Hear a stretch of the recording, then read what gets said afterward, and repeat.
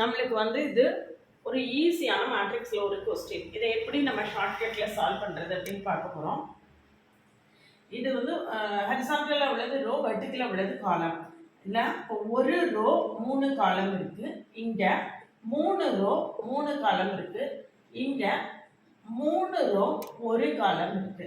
Multiply பண்ணும்போது இந்த உள்ள காலமும் இதில் உள்ள ரோவும் ஈக்குவலாக தான் மல்டிப்ளை பண்ணலாம். ஆர்டர் மிச்சம் உள்ளது கிடைக்கும் 1/3.